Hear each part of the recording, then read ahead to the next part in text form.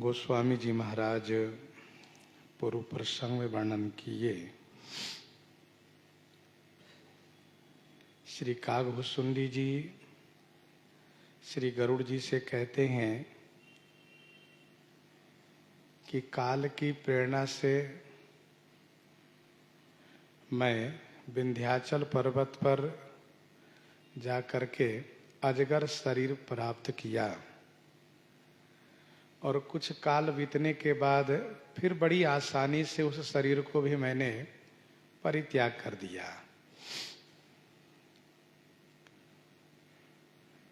फिर इसके बाद जो जो शरीर मुझे प्राप्त हुआ, हे पक्षीराज, उन सभी शरीरों को बड़ी आसानी से मैं परित्याग करता गया।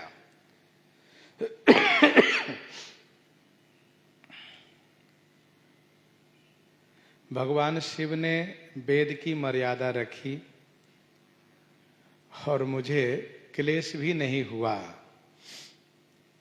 इसी प्रकार से मैंने अनेक शरीर धारण किए, परंतु मेरा ज्ञान सभी जगह बना रहा। मैं पशु भी बना, पक्षी भी बना, देवता भी बना, मनुष्य भी बना और आखिरी में मैं ब्राह्मण का शरीर प्राप्त किया।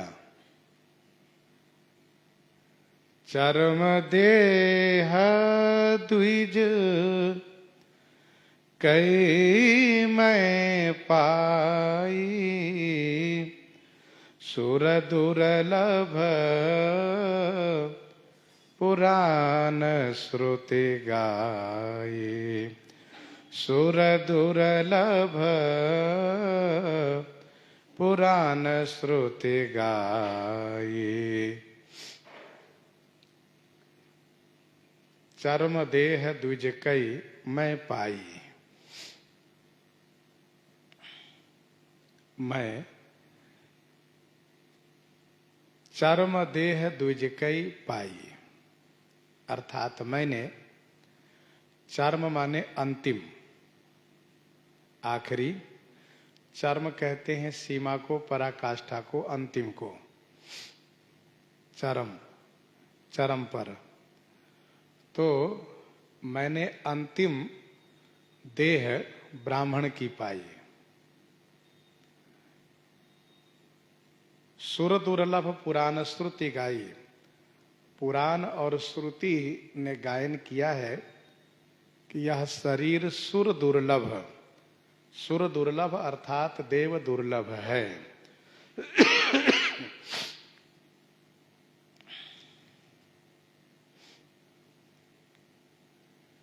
चरम देह द्विज कै मैं पाई। वैसे मानव कोई भी शरीर हो, मानव किसी भी जाति का शरीर हो, वह देव दुर्लभ है। बड़े भाग मानुष तनु पावा, सुर दुर्लभ सब ग्रंथन ही गावा।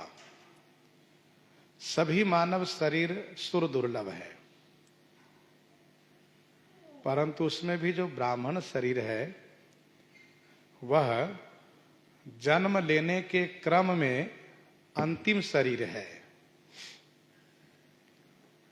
और जो ब्राह्मण शरीर पाकर भी संसार से मुक्त नहीं हुआ, तो समझो कि उसका पतन होता है, वह नीचे की ओर गिरता है। ब्राह्मण शरीर पाने का मतलब हुआ कि एक एक करके वह ऊपर चढ़ता गया, एक एक सीढ़ी करके चढ़ता गया। और ब्राह्मण शरीर के बाद वो मुक्त हो जाना चाहिए उसको, सो मुक्त न होकर के फिर से नीचे गिर गया तो वह महान अज्ञानी मूर्ख कहा जाता है।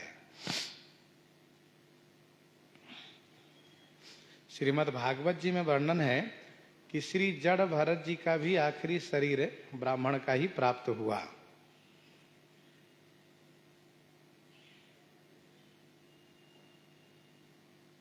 इसीलिए ब्राह्मण शरीर को लेकर के विशेष महिमा पुराणों में, शास्त्रों में गाई गई है। इसमें किसी को ईर्ष्या नहीं होनी चाहिए, किसी को बुरा नहीं मानना चाहिए, और जिनको बुरा लगे उन्हें चाहिए इतिहास पढ़ें।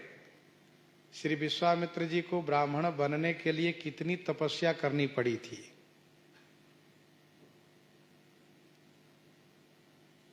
ब्राह्मण पृथ्वी के मही देवता, पृथ्वी के देवता हैं, महीदेव कहे जाते हैं वे। पूजा पाठ सब उन्हीं के द्वारा संपादित होता है। लेकिन जो ब्राह्मण शरीर पाकर भी अपने आप को कल्याण नहीं किया, तो वह ब्राह्मण शोचनीय है, निंदनीय है।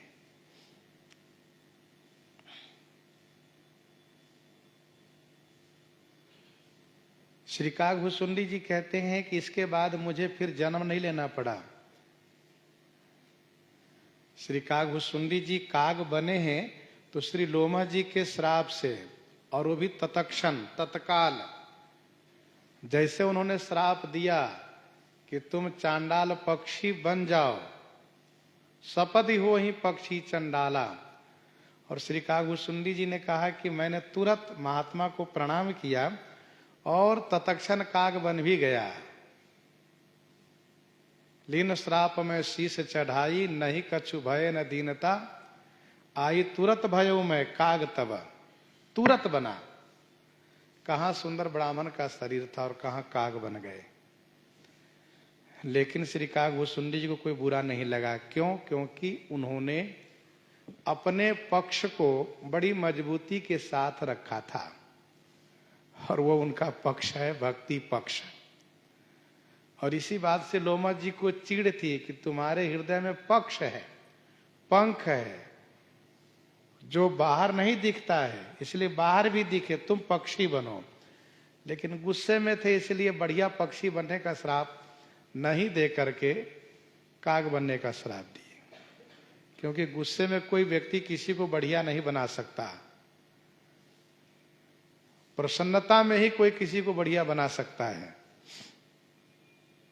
तो सुर दुर्लभ पुराण श्रुति गाई। आगे कहते हैं, खेलऊं ताहूं बालकन मीला,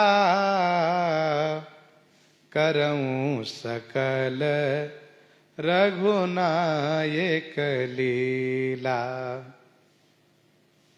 खेलऊं ताहूं बालकन मीला,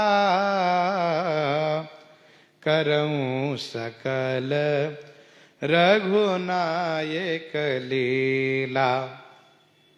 ताहूं बालकन मीला खेलऊं, ताहूं माने वहां भी, ताहूं माने वहां भी, बालकन मीला अर्थात बालकों से मिलकर के, बालकों के साथ खेल खेलता था। कौन सा खेल? गोली डंडा? कहा नहीं। गेंद क्रीड़ा? कहा नहीं। कबड्डी कबड्डी? कहा वो भी नहीं। तो सकल रघुनायक लीला खेल खेलऊं, श्री रघुनाथ जी की संपूर्ण लीला खेल को मैं खेलता था। करऊं सकल रघुनायक लीला। अच्छा, बच्चों का मन खेल में ज्यादा लगता है।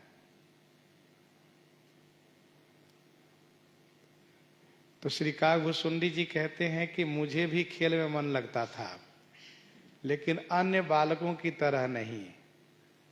मैं बालकों को बुला करके एक को बना देता था श्री दशरथ जी, एक को बनाता था श्री कौशल्या जी, और फिर एक को बनाता था श्री कैकेयी, एक को बनाता था श्री सुमित्रा जी। अब इसके बाद तीनों को, मतलब चारों को इस प्रकार से बना करके उनको मैं सिखाता था क्या क्या बोलना है, कैसे क्या करना है। और फिर चार बालकों को मैं, एक को श्री राम जी, श्री भरत जी, श्री लक्ष्मण जी, श्री शत्रुघ्न जी बनाता था। और फिर मैं श्री राम लीला खेल खेलता था। तो हमारे साथ में बच्चों को भी बहुत मन लगता था। बच्चे लोग कहते थे कि देखो भैया, इनके साथ का खेल बड़ा सुखद है, बहुत बढ़िया लगता है, बढ़िया खेलने आ जाएगा तो श्री राम लीला मंच पर हमको लीला दिखाने का अवसर प्राप्त होगा, इसलिए बड़े खुश होते थे वे। और करम सकल रघुनायक लीला, श्री राम जी की सभी लीला खेल खेलते थे। हाँ, इसी बहाने से श्री राम जी के चरित्र का चिंतन होता था। श्री काकभूषुंडी जी के साथ साथ सभी का मन भगवान की लीला में अनुरक्त होता था। लोग गांव देहात में नाटक खेल खेलते हैं, किसी न किसी धर्मात्मा के चरित्र पर वह खेल खेलते हैं। लेकिन श्री काकभूषुंडी जी कहते हैं कि मैं तो श्री राम लीला खेल खेलता था, मुझे बड़ा अच्छा लगता था। लीला की बड़ी महिमा है। लीला गायन श्रवण तथा लीला के अनुकरण में भगवान की विशेष कृपा प्राप्त होती है।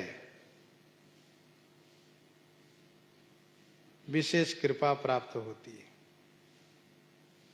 आप कभी भी लीला के चिंतन में, लीला में मन लगाइए, फिर देखिए कितना आनंद आता है। तो करम सकल रघुनायक लीला, भगवान श्री कृष्ण चंद्र जी उस महारास की लीला से अंतर्ध्यान हो गए, जिससे गोपियों को बहुत कष्ट प्राप्त हुआ। फिर गोपियों ने बहुत खोज किया, लेकिन श्री कृष्ण जी दिखाई नहीं दिए, कहीं प्राप्त नहीं हुए। तब सभी ने मिलकर के श्री कृष्ण लीला का ही खेल शुरू किया। और श्री कृष्ण लीला का खेल शुरू किया तो भगवान श्री कृष्ण चंद्र जी प्रकट हो गए। जब यह हुआ कि कृष्ण कौन बनेगा, श्री कृष्ण भगवान आ गए, प्रकट हो गए। श्रीमद् रामचरितमानस के लेखक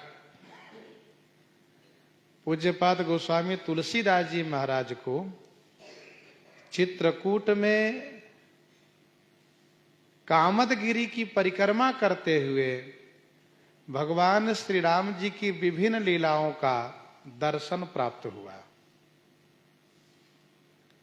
रात्रि में वे परिक्रमा करते थे तो उनको लीला मंचन दिखाई देता था और मन में होता कि चलो सुबह देखे कहाँ क्या है। तो सुबह मैदान खाली दिखता था, तो सोचते थे कि रात्रि में इतना सुंदर यहाँ पर लीला का आयोजन हो रहा था, लीला का समारोह हो रहा था, और ये सब गए कहाँ। तो वे सब वस्तुतः दिव्य श्री रघुनाथ जी के परिकर, जो रघुनाथ जी के साथ लीला में सम्मिलित होकर के लीला खेल खेलते थे, उसी लीला का दर्शन श्री तुलसीदास जी ने किया था। तो श्री काकभूषुंडी जी कहते हैं कि मैं तो बालकों के साथ मिलकर के श्री रामलीला खेल खेलता था।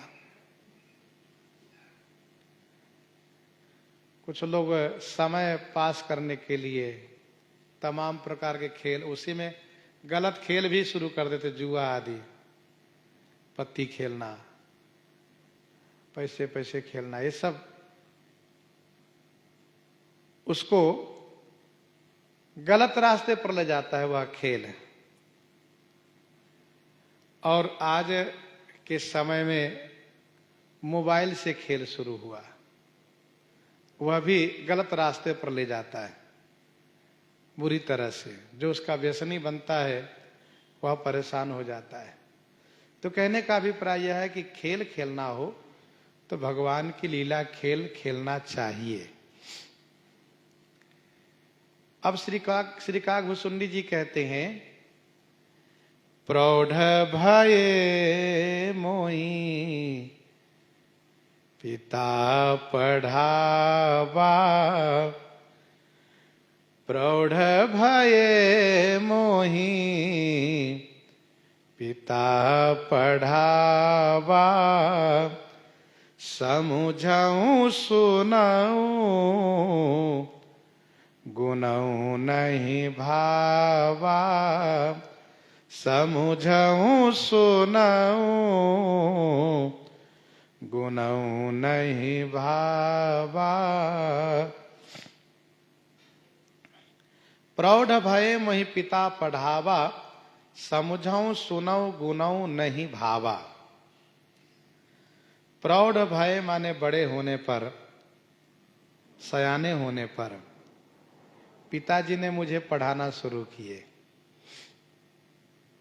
उनकी बड़ी ममता थी और सभी पिता को पुत्र पर ममता होती ही है, होनी भी चाहिए।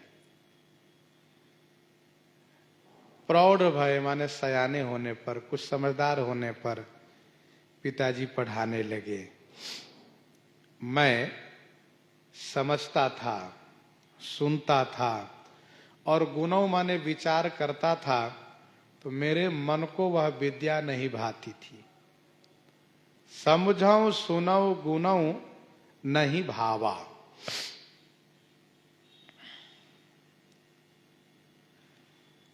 पिताजी पढ़ाने लगे तो मुझे तो याद आया कि मुझे तो सब मालूम ही है,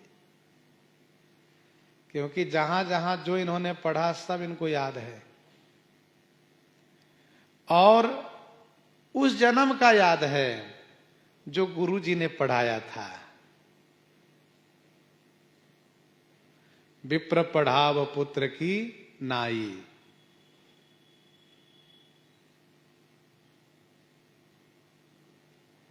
बाहिज नम्र देख मोहि साई, विप्र पढ़ाव पुत्र की नाई, सब याद है। फिर और कुछ जो पढ़ा मैं उसको भी मैं सुनता था, समझता भी था कि इसका मतलब ये होता है, इसका मतलब ये होता है। श्री काकभूषुंडी जी समझ करके पढ़ रहे हैं, ये अच्छी बात है। लेकिन यह श्री काकभूषुंडी जी जैसे भागवत के लिए ही संभव है। हम लोग कम से कम पढ़ के भी समझ जाए तो यह हमारा सौभाग्य होगा। समझने का मतलब ये होता है कि यथार्थ समझे। पढ़ाने को तो तोता को भी पढ़ा दिया जाता है, वो भी पढ़ लेता है, लेकिन उसके पढ़ने न पढ़ने का कोई मतलब नहीं होता है। एक सज्जन ने देखा तोता जब इस प्रकार से बोल सकता है तो इसको बढ़िया पढ़ा दो, कम से कम ये अपना जीवन तो बढ़िया निर्वाहन करेगा, किसी के चक्कर में नहीं पड़ेगा, नहीं फंसेगा, जाल में नहीं फंसेगा। उसको पढ़ा दिया, कहा सुनो, शिकारी आएगा, शिकारी आवेगा जाल बिछाएगा, दाना डालेगा, लोभ से मत फंसना। समूह तोता को प्रशिक्षित उसने किया। इसके बाद वे सब उड़ गए, क्योंकि उनको बंदी बना के रखना नहीं था, उनको आजाद करना था। उड़ गए वे सब। और इसके बाद घंटे 2 घंटे के बाद उन्होंने देखा कि एक जाल में फंसा हुआ उन्हीं तोता में से यही पाठ पढ़ रहा है, शिकारी आएगा, जाल बिछाएगा, दाना डालेगा, लोभ से नहीं फंसना। पढ़ाने वालों ने, शिक्षा देने वालों ने अपना हाथ माथे पर ठोका, व्यर्थ में ही हमने परिश्रम किया। तो पढ़कर भी यदि नहीं समझा तो पढ़ाने वाले अपना दुर्भाग्य ही समझते हैं। चाहे जो भी अध्यापक होते हैं, शिक्षक, उनका प्रयास रहता है कि पढ़ने के बाद यह इंसान बने, समझदार बने। प्रौढ़ भय मोहि पिता पढ़ावा। श्री काकभूषुंडी जी का पूर्व का ही सब ज्ञान प्राप्त है, इसलिए समझऊँ सुनऊँ गुनऊँ नहीं भावा। मैं विचार करता था यह तो लौकिक विद्या है। पिताजी पढ़ा रहे हैं कि मेरा बेटा पंडित बन जाए, कर्मकांड का विद्वान हो जाए, खूब बढ़िया पूजा पाठ करा करके दक्षिणा प्राप्त करें और उस दक्षिणा से अपने परिवार को और मेरा पोषण करें। यही मेरे पिताजी का उद्देश्य है। पिताजी ये नहीं चाहते हैं कि पढ़ लिख करके ये भगवान का भक्त बन जाए, खूब भजन करें, सांसारिक प्रपंच में न पढ़ करके बल्कि सन्यासी बन जाए, बाबा जी बन जाए। ये पिताजी नहीं चाहते। और सही बात यह है कि कोई पिताजी चाहते भी नहीं। ठाकुर जी जिन पर कृपा करे वह भले ही इस मार्ग पर आ जाएं, इस मार्ग में आ जाएं। अति हरि कृपा जाहि पर होई, पाँव दे यही मार्ग सोई। अति हरि कृपा जाहि पर होई, पाँव दे यही मार्ग सोई।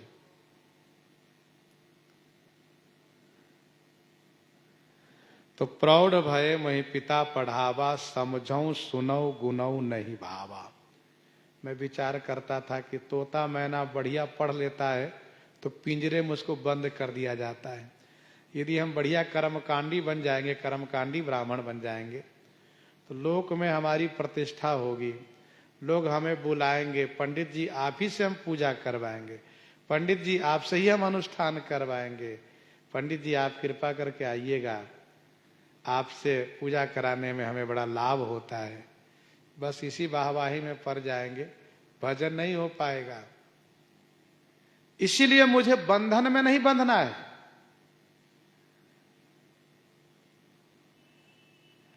पढ़ाते हैं सा विद्या या विमुक्त है, विद्या वही है जो विमुक्त कर दे।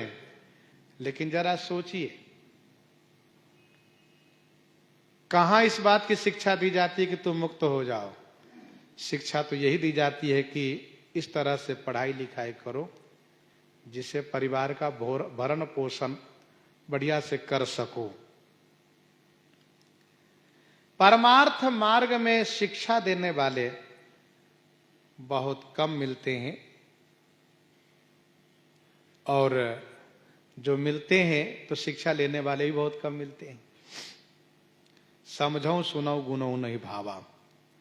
श्रीमद् भागवत जी में वर्णन है, श्री जड़ भरत जी महाराज के पिताजी ने यह विचार किया कि बेटे को श्रावण से वेद अध्ययन करवाऊंगा,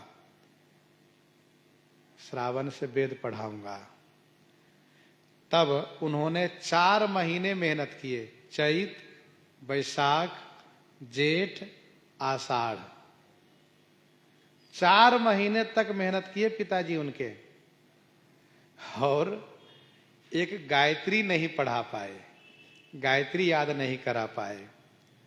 बहुत प्रयास किए, दुलरा करके, पुचकार करके, डांट लगा करके, सब प्रकार से भय दिखा करके, तुम मूर्खे रहोगे, तुम्हें खाने को नहीं मिलेगा, तुम्हें कोई पूछेगा नहीं, तुम्हें भीख नहीं मिलेगी, पढ़ते नहीं हो, तमाम प्रकार से भय दिए, लेकिन कोई फर्क नहीं पड़ा। श्री जड़ भरत जी कहते हैं पिताजी जो पढ़ाते थे उसका विपरीत ही वह सुनाते थे पिताजी को। पिताजी थक गए, ये नहीं पढ़ेगा। एक बात ध्यान दीजिएगा, जो सीखना चाहेगा उसको सिखाया जा सकता है और जो सीखना नहीं चाहेगा उसको सिखाया नहीं जा सकता है। जो सोया हुआ है उसको एक आवाज लगा करके जगाया जा सकता है, लेकिन जो जगता हुआ सो रहा है उसको कभी भी नहीं जगाया जा सकता है। जो जानबूझ करके गलत रास्ते पर चल रहा है उसको कोई समझा नहीं सकता है। वह यही समझता है कि हमें मूर्ख समझते हैं, हमको समझा रहे हैं, बताओ हम नहीं जानते हैं क्या, बताओ समझाने लगे हमको। ये वही मानता है। मूर्ख हृदय न चेत, जो गुरु मिले ही बिरंची शिवा।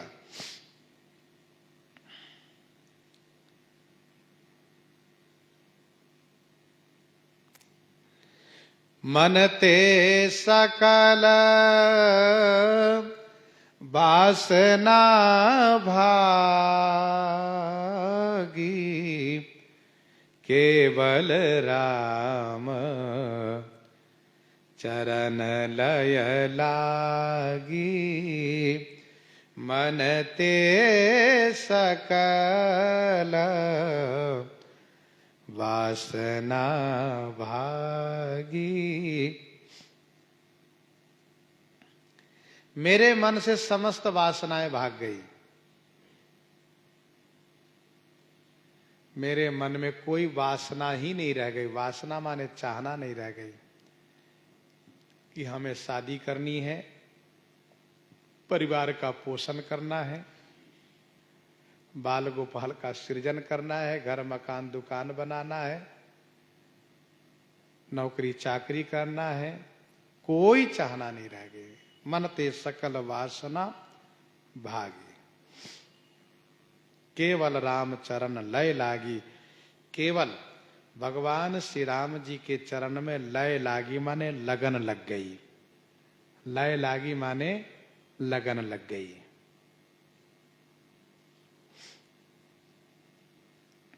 लय, लय को आप समझ रहे होंगे। जब हारमोनियम, तबला, मजीरा बजने लगे और बजने के साथ साथ कलाकार के पांव थिरकने लगे तो कहते हैं कि हाँ लय बढ़िया है, उसको लय कहते हैं। तो यहां लय माने लगन लग जाना। लय वह है जो एकदम से आकर्षित कर ले, प्रभावित कर ले। तो श्री काकभूषुंडी जी कहते हैं मेरे मन से समस्त वासनाएं भाग गई और केवल श्री राम जी के चरणों में लगन लग गई। लय माने लगन लग गई। धर्म शास्त्र में लिखा है पूजा कोटि समम स्तोत्रम, पूजा कोटि समम स्तोत्रम, स्तोत्र कोटि समो जपः। पूजा कोटि समम स्तोत्रम, स्तोत्र कोटि समो जपः, जप कोटि समम ध्यानम, ध्यान कोटि समो लयः। ध्यान कोटि समो लयः। ये लय सबसे बढ़िया है। लय माने लगन लग जाना। पूजा कोटि समम स्तोत्रम, स्तोत्र कोटि समो जपः, जप कोटि समम ध्यानम, ध्यान कोटि समो लयः। साधक नाम जपहि लय लाए, साधक नाम जपहि लय लाए, होहि सिद्धि अनि मादिक पाए, होहि सिद्ध अनि मादिक पाए। लगन होनी चाहिए, फिर तो क्या कहना है, जीवन धन्य हो जाता है। आप जो काम कर रहे हैं उसमें आपको लगन लगनी चाहिए। ध्यान रहे, भजन कर रहे हैं तो भजन में लगन लगे। आप काम कर रहे हैं तो उसमें लगन लग जाए। आप पढ़ाई कर रहे हैं तो उसमें लगन लग जाए। आप जो कुछ सीख रहे हैं उसमें आपकी लगन लग गई तो समझ लो कि आप जरूर सफल होंगे। दास जब श्री स्वामी मणि रामदास छावनी में रह करके पढ़ता था तो उस समय में देखता था कि छावनी में लीला के परिकर लोग रहते थे, श्रीधाम वृंदावन से आकर के। तो उस समय एक कुछ सीखने की लगन लग गई कि हम व्यास बने।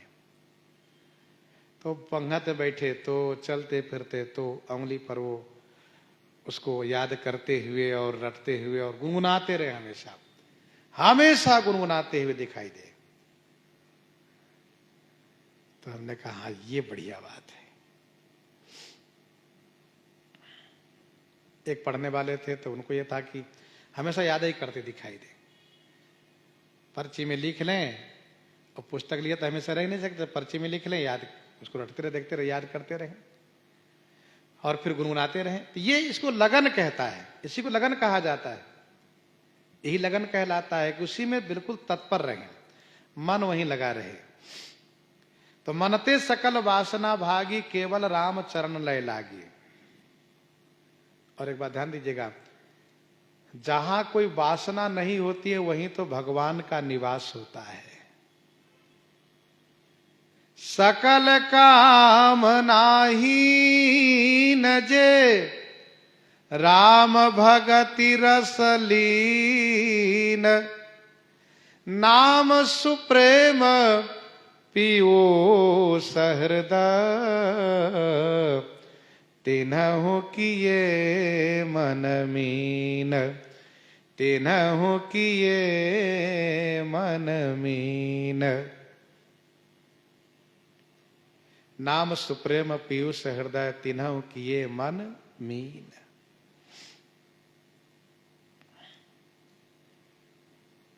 सकल कामना हीन जे, वही भक्ति का रस ले सकता है। राम भगति रस लीन। कहु खगेश यस कवन अभागी, खरी सेव सुर धेनु ही त्यागी। कहु खगेश यस कवन अभागी। हे खगेश, कहू माने आप ही कहो, आप ही बताओ। अस कवन अभागी, ऐसा कौन सा अभागी है जो सुरधेनु ही त्यागी, खरी सेव। सुरधेनु ही माने कामधेनु को त्याग करके, खरी से माने गदही की सेवा कर रहा हो। कौन ऐसा अभागा है जो कामधेनु को त्याग करके गदही की सेवा कर रहा हो।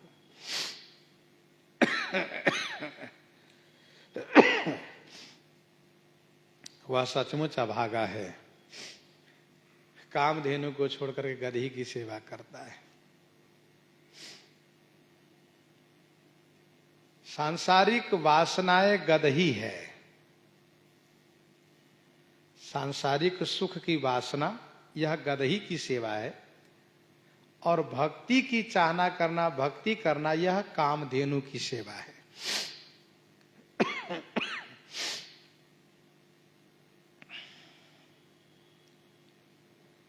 तो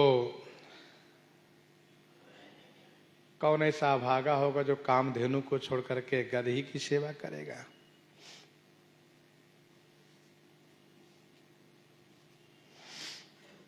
ध्यान दीजिएगा, सांसारिक वासनाओं से मनुष्य परेशान रहता है। एक तो पहली बात, उसकी पूर्ति नहीं हो पाती है, और भक्ति करने से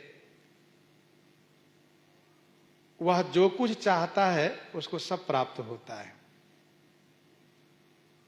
भक्त चाहना नहीं करता है, कदाचित चाहना किया भी तो उसे सब प्राप्त होता है। प्रश्न ये उठता है कि विद्या तो अच्छी चीज है, विद्या पढ़नी चाहिए। अब यदि ये कहा जाए कि नहीं पढ़ना ठीक नहीं है, तब तो लोग लड़के लोग तो और खुश हो जाए, चलो पढ़ना बेकार है। पर ध्यान दीजिएगा, श्री काकभूषुंडी जी जैसे जो हो, श्री प्रहलाद जी जैसे हो, जिनको पहले से ज्ञान प्राप्त है, उन्होंने पढ़ना गलत समझा, मतलब पढ़ना ठीक नहीं समझा। श्री जड़ भरत जी जैसे हो, नहीं तो पढ़ना चाहिए, अवश्य विद्या पढ़नी चाहिए। तो श्री काकभूषुंडी जी विद्या को अनादर क्यों किए? जब विद्या अच्छी चीज है, विद्या पढ़नी चाहिए, विद्या कल्याणकारी है, विद्या से ही ज्ञान होता है, विनम्रता होती है। इसका समाधान यह है कि उपनिषद कहता है कि पहले अपरा विद्या को पढ़िए, अपरा विद्या को पढ़िए। अपरा विद्या माने वेद, पुराण, उपनिषद, वेदांग सब पढ़िए। लेकिन उस अपरा विद्या में से परा विद्या को ग्रहण कीजिए। अब कहेंगे परा विद्या क्या है? परा विद्या है ब्रह्म विद्या, ये परा विद्या है। तो अपरा विद्या में ही परा विद्या की प्राप्ति होती है। अब आप जरा सोचिए, यदि हम विद्यालय में नहीं पढ़ेंगे और इसके बाद हम श्रीमद् भागवत जी, श्रीमद् वाल्मीकि रामायण, श्रीमद् भगवत गीता जी, श्रीमद् रामचरितमानस जी, अन्य ये जो धर्म शास्त्र है उनको हम समझेंगे कैसे? बिना पढ़े रामायण गीता भागवत समझेंगे कैसे? इसलिए पढ़ना चाहिए। तो पढ़ करके हम परा विद्या को प्राप्त करें। ब्रह्म विद्या को छोड़ करके, अर्थात ब्रह्म तत्व को छोड़ करके, भगवान को जानने वाली विद्या को छोड़ करके बाकी जितनी विद्याएं हैं ये सब अपरा विद्या है। और ये सब परिवार को पोषण करने वाली विद्या है, जीवन को खुशहाल करने वाली विद्या है। तो अपरा विद्या से सम्मान मिलता है, वैभव मिलता है, और परा विद्या से भगवान मिलते हैं, जीव संसार से मुक्त होता है। इस बात को समझे रहिएगा। अपरा विद्या माने सांसारिक विद्या और परा विद्या माने ब्रह्म तत्व, ब्रह्म विद्या।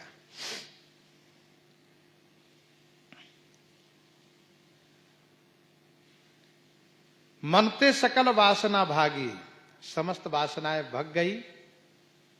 इसलिए इस पंक्ति में कहा कि ये सुख वासना खरी है, खरी माने गदही है, और केवल रामचरण नय लागी, यही कामधेनु है। कामधेनु समस्त कामनाओं को प्रदान करती हैं, अभिष्ट को देती हैं। प्रेम मगन मोहि कछु न सोहाई, प्रेम मगन मोहि कछु न सोहाई, हारे ओ पिता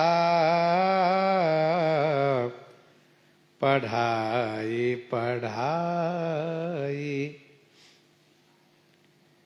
मैं श्री राम प्रेम में मगन रहने लगा, इसलिए मुझे कुछ भी नहीं सुहाता था, कुछ भी अच्छा नहीं लगता था। पिताजी कहते थे बेटा गायत्री याद करो, रुद्री याद कर लो, अमुक मंत्र याद कर लो, पर मुझे नहीं अच्छा लगता था। हारे वो पिता पढ़ाई पढ़ाई, पिताजी पढ़ा पढ़ा करके हार गए, थक गए, मान लिए कि ये पढ़ेगा नहीं, मूर्ख रहेगा। पर पिताजी की बड़ी ममता थी, बड़ा स्नेह था, बड़ी चिंता उनको होती थी कि इसका जीवन निर्वाह कैसे होगा। ये ब्राह्मण का बालक है, कैसे जीवन निर्वाह करेगा? पूजा पाठ ही इसको नहीं आएगा तो क्या करेगा?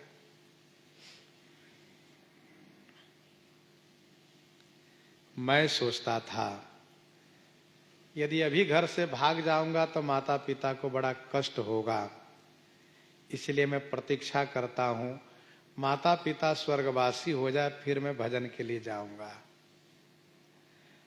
समय आया, मेरे माता पिता स्वर्गवासी हो गए। भय काल बस जब पितु माता, मैं बन गया हूं भजन जन त्राता।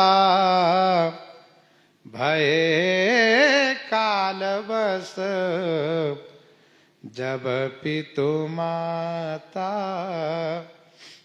जब पिता माता काल के वश हो गए, मृत्यु को प्राप्त कर गए, तो मैं जन त्राता भजन के वास्ते बन गया हूं। जन त्राता माने भक्तों के रक्षक भगवान श्री राम जी के भजन के लिए मैं वन में चला गया।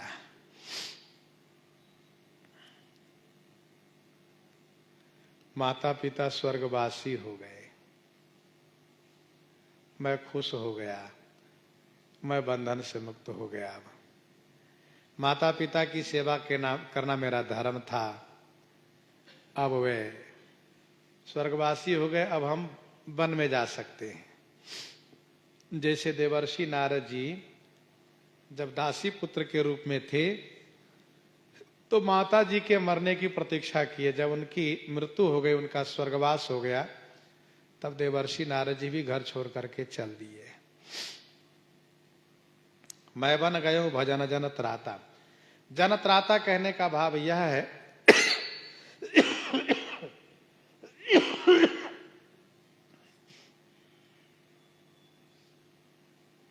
वन में भक्त की रक्षा भगवान करते हैं, भक्त की रक्षा भगवान करते हैं, इसलिए उनको जनत्राता कहा।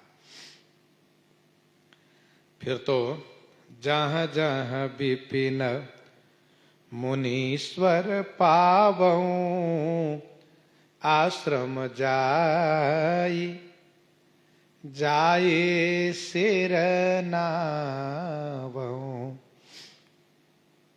जहाँ जहाँ विपिन मुनीश्वर पावऊं, जहाँ जहाँ विपिन मुनीश्वर पावऊं। विपिन माने वन में, जहाँ जहाँ, मुनीश्वर माने मुनि श्रेष्ठ को मैं दर्शन करता था, जहाँ जहाँ मुनीश्वरों को देखता था। आश्रम जाई जाई सिर नावऊं, उनके आश्रम में जा जा करके उनको प्रणाम करता था। महात्मा पूछते थे, बच्चा कैसे आना हुआ, क्या बात है, बाबा जी बनने का मन है क्या? हाँ महाराज, मन में विचार तो कुछ ऐसा ही है। अच्छा महाराज, आप श्री राम जी का भजन करते हैं ना? कहाँ, आप श्री राम जी की कथा सुनाइए हमको। अच्छा ठीक है बच्चा, बैठो सुनो। बूझऊ तिन्हि राम गुण गाहा, कहीं सुनाऊं हर्षित खगनाहा। देखो, भगवान की प्राप्ति का मार्ग भी यही है। प्रथम भगति संतन कर संगा, दूसरी रति मम कथा प्रसंगा। पहली संगति साधु की हो, और साधु की संगति उनकी संगति हो जो भगवान की कथा हमें सुनावे, भगवान के तत्व से, भगवान से अवगत करावे। तो प्रथम भगति संतन कर संगा, दूसरी रति मम कथा प्रसंगा। बूझौ तिन्हि राम गुण गाहा, तिन्हि राम गुण गाहा बूझौ। हे खगनाहा, खगनाहा माने पक्षीराज, हे पक्षीराज मैं उनसे श्री राम जी की गुण गाहा, गाहा माने कथा, श्री राम जी की गुण कथा में पूछता था। और फिर वे कहाँ ही माने कहते थे, और मैं हर्षित होकर के, प्रसन्न होकर के सुनता था। कहाँ ही सुनाऊं हर्षित खगनाहा।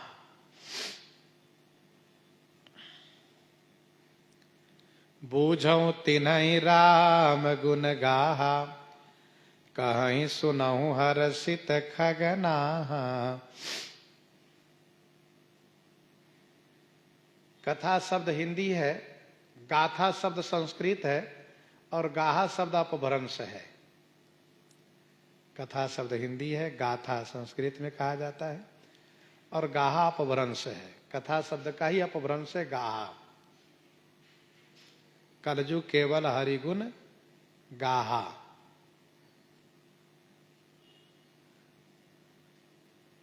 बूझई बैठी राम गुण गाहा। तो बूझौ तिन्हि राम गुण गाहा, मैं उनसे श्री राम जी की गुण कथा पूछता था।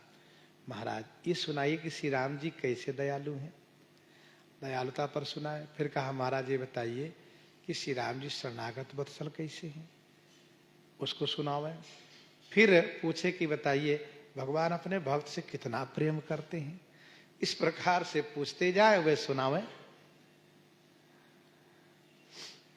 मैं प्रसन्न होकर के सुनता था, मुझे बड़ा अच्छा लगता था। जिनको भगवान में प्रेम होता है उनको भगवान की कथा अच्छी लगती है।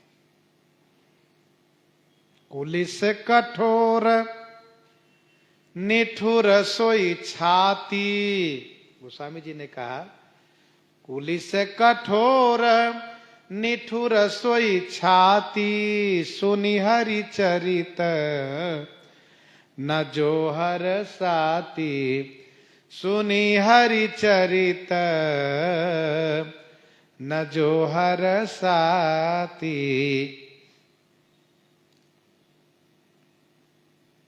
सुनि हरि चरित न जो हर साती।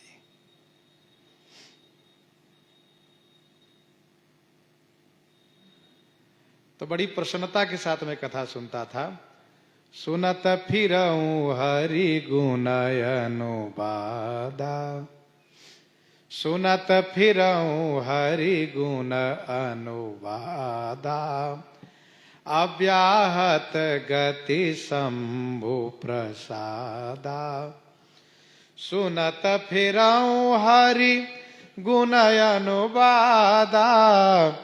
अव्याहत गति शंभु प्रसादा, अव्याहत गति शंभु प्रसादा। हरि गुण अनुवादा सुनत फिरऊं। श्री हरि के गुण अनुवाद, श्री हरि के गुण अनुवाद माने गुण कथन, अनुवाद माने कथन। सुनता फिरता था, सुनता हुआ फिरता था। शंभु प्रसादा अव्याहत गति, भगवान शिव के प्रसाद से, भगवान शिव की प्रसाद माने कृपा से, उनकी कृपा से मेरी अव्याहत गति थी। अव्याहत गति माने बिना रोक के गति। मैं जहां चाहूं जा सकता था, चाहे जल हो, चाहे थल हो, चाहे नभ हो, मेरे लिए कहीं कोई रोक नहीं था। मैं सब जगह जा सकता था। अव्याहत गति शंभु प्रसादा, मेरी गति कोई रोक नहीं सकता। अच्छा, कोई निश्चित स्थान तो इनके लिए है नहीं कि मैं अमुक जगह रुकूंगा। घूम रहे हैं, जहां जहां महात्मा मिलते हैं उनके पास बैठ के सत्संग करते हैं। 2-4 दिन रह करके महाराज अच्छा फिर दर्शन करेंगे महाराज, दंडवत महाराज, अच्छा भैया आना, ठीक है महाराज, आगे बढ़े। खोज भगवान की है, जहां भगवान मिलेंगे वहां तक चलते रहेंगे। छूटी त्रिविध ईसना गाढ़ी, एक लालसा उरयति बाढ़ी। छूटी त्रिविध ईसना गाढ़ी, गाढ़ी त्रिविध ईसना छूटी। गाढ़ी माने मजबूत, गाढ़ी माने मजबूत, प्रबल। त्रिविध माने 3 प्रकार की ईसना। 3 प्रकार की जो ईसना है वह छूट गई। एक लालसा उरती बाढ़ी, मेरे उर माने हृदय में एक बड़ी लालसा बढ़ गई। छूटे त्रिविध ईसना गाढ़ी। ये 3 प्रकार की जो ईसना है ना, चाहना, इससे मनुष्य जल्दी छूट नहीं पाता है। एक छोड़ता है तो दूसरी ईसना बढ़ जाती है, 2 को छोड़ दिया तो तीसरी ईसना बढ़ गई। इसका नाम क्या है? सुतबित लोक ईसना तीनी। सुतबित लोक ईसना तीनी, कही कई मति न कृत न मलिनी। सुतेसना, वितेसना और लोकेसना। सुतेसना, पुत्र चाहिए तो उसके लिए विवाह करो, फिर घर बनाओ, बढ़िया परिवार हो, ये सुतेसना है। और इसके बाद वित्तेसना, धन चाहिए, धन की कामना है कि इतना धन मिले हमें, इतना मिल गया तो और मिले और मिले कभी पूरा ही नहीं होता। अच्छा मान लो जिसने सुतेसना वितेसना को छोड़ दिया, हमको बेटा नहीं चाहिए, ना बेटा चाहिए ना विवाह करेंगे। अच्छा ठीक है भाई, बाबा बन के रहिए। हमें धन भी नहीं चाहिए, धन को नहीं छुएंगे, धन भी नहीं चाहिए, रखना भी नहीं है, चाहिए भी नहीं। अरे भाई तो बड़े त्यागी हैं आप, महान त्यागी। न परिवार इन्होंने बसाया, न धन चाहा, सुतेसना भी नहीं, वितेसना भी नहीं। अरे महाराज बहुत बड़े त्यागी महाराज। अब उनको लोकेशना परेशान कर दिया, लोग हमको माने कि हम बड़े त्यागी हैं, ये लोकेशना है। लोकेशना माने प्रतिष्ठा, चाहना होना, लोग हमको महान समझे। तो एक न एक वासना बनी रहती है, सुतेशना वितेशना लोकेशना। श्री काकभूषुंडी जी कहते ये बहुत मजबूत ईसना है। मैं इन तीनों से मुक्त हो गया, न मुझे सुतेशना की चाहना रही, न वितेशना की चाहना रही, न लोकेशना। कोई अच्छा कहे कोई बढ़िया कहे इसकी भी चाहना नहीं। अर्थात लोग हमको प्रणाम करे, हमको स्तुति करे, हमको महान माने, से कोई चाहना नहीं।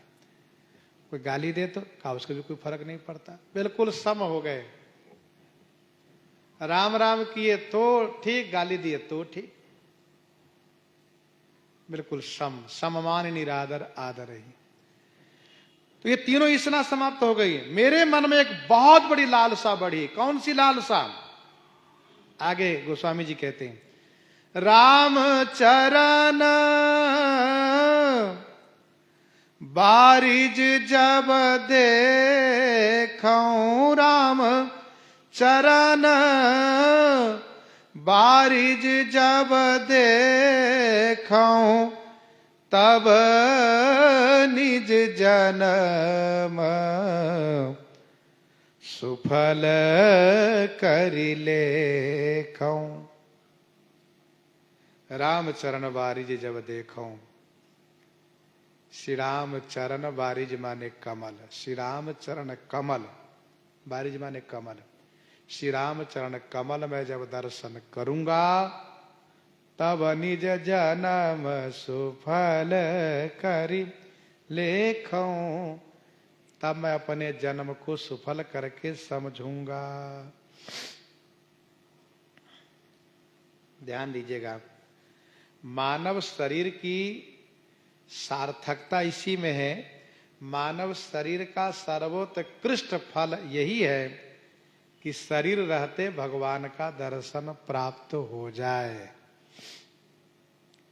मरने के बाद तो किसी किसी पापी को भी भगवान मिल गए हैं, तो शरीर की सार्थकता उसमें नहीं कही जाएगी। शरीर का परम लाभ यही है कि शरीर रहते ही भगवान का दर्शन हो जाए। श्री काकभूषुंडी जी कहते मेरे मन में ये बड़ी अभिलाषा हुई कि जब तक श्री राम चरण कमल का दर्शन नहीं करूंगा, तब तक मैं अपने जीवन को सार्थक सफल नहीं मानूंगा। विनय पत्रिका 218 पद में गोस्वामी जी ने भी यही कामना की है, कबहि दिखाई हो हरि चरण, कबहि दिखाई हो हरि चरण। देखो भाई, प्रयास करना चाहिए कि भगवान का दर्शन किसी न किसी प्रकार से हो,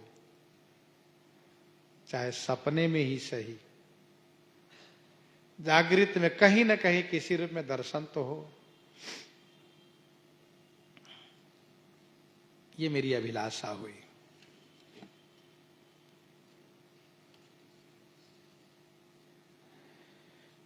राम चरण बारिज जब देखूं, तब निज जन्म सुफल करि लेखूं।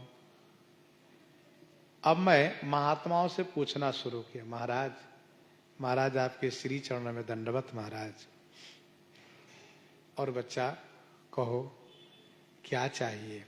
महाराज हमको श्री राम जी से दर्शन, श्री राम जी का दर्शन करा दीजिए, श्री राम जी से मिलवा दीजिए। अरे बच्चा, श्री राम जी तो सब में है, तुम्हारे हृदय में, हमारे हृदय में, सबके हृदय में। ध्यान करो, श्री राम जी दिखाई देंगे। ना बाबा ना, हम चाहते ध्यान वाला दर्शन नहीं, इन आंखों से दर्शन चाहिए हमको। ऐसा जेहि पूछऊं सोई मुनियस कहई, जेहि पूछऊं सोई मुनियस कहई, ईश्वर सर्व भूतमय अहई, ईश्वर सर्व भूतमय अहई।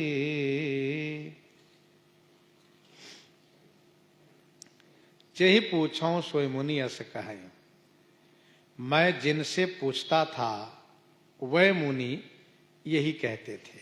जेहि पूछऊं सोई मुनि, वह मुनि यही कहते थे, बच्चा ईश्वर सर्वभूतमय अहई, ईश्वर तो सभी भूतमय है। भूत माने प्राणीमय है। ईश्वर सर्वभूतमय अहई।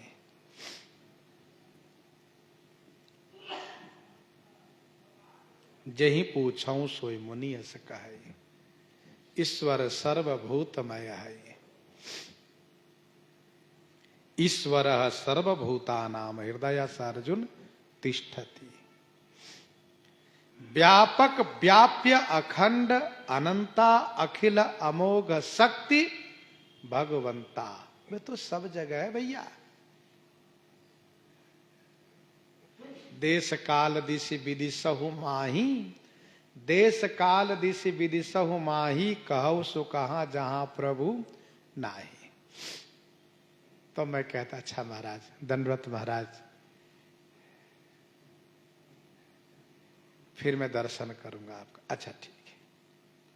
महात्मा भी समझ जाए इनको मेरी बात जमी नहीं, जा रहे हैं, कोई बात नहीं, क्योंकि निर्गुण मत नहीं मोहि सुहाई, सगुण ब्रह्मरति उरय अधिकाई, निर्गुण मत नहीं मोहि सुहाई, निर्गुण मत नहीं मोहि सुहाई। निर्गुण मत मुझे अच्छा नहीं लगता था। भगवान सभी जगह है, वो तो हम भी जानते सभी जगह है। सब जगह वाले भगवान रक्षा नहीं करते, कृपा नहीं कर पाते। कैसे? कहा हमारे हृदय में भगवान है, हम दुखी हैं।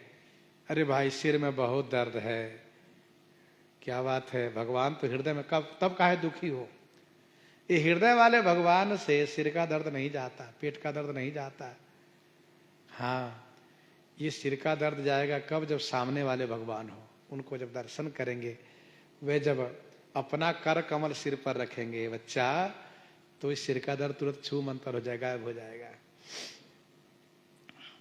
जय पूछो सोई मुनि अस कहई, ईश्वर सर्वभूतमय है। ईश्वर सर्वभूतमय माने सर्व प्राणीमय है। लेकिन निर्गुण मत नहीं मोहि सुहाई, निर्गुण मत मुझे अच्छा नहीं लगा। और सगुण ब्रह्मरति उराधिकाई, सगुण ब्रह्म सगुण साकार श्री राम जी के प्रति मेरे हृदय में अत्यधिक अनुराग उत्पन्न होने लगा। देखो रावण से सब दुखी थे, तो सबके हृदय वाले भगवान कहां दुख को समाप्त किए? नहीं ना किए। विश्वामित्र जी परेशान थे, उनको हृदय वाले भगवान नहीं दुख से निवारण किए। श्री राम जी बाहर वाले ही कल्याण करते, रक्षा करते। जो श्री दशरथ नंदन श्री कौशल्या आनंद वर्धन हुए, भक्त भय हारी हुए, शरणागत वत्सल हुए, सुरमुनि देवताओं के रक्षक हुए, हमें वे श्री राम जी प्रत्यक्ष दर्शन चाहिए। फिर तो गुरु के वचन सुरति करी, राम चरण मन लाग, रघुपति जस गावत फिरऊं, छन छन नवय अनुराग, छन छन नवय अनुराग। श्री गुरुदेव भगवान के वचन को सुरति करी माने याद करके श्री राम जी के चरण में मेरा मन लग गया, अनुरक्त हो गया। छन छन नव अनुराग के साथ श्री रघुनाथ जी का जस गाता फिरता था। खोज है श्री राम जी की प्राप्ति कैसे होगी, इसी खोज में मैं यात्रा कर रहा था। श्री कागभूषुंडी जी यात्रा के क्रम में सुमेरु पर्वत पर पहुंच रहे हैं। प्रसंग को हम आप यहीं पर हृदयांगम करते हैं। आइए श्रवण करते हैं श्री भक्तमाल जी से।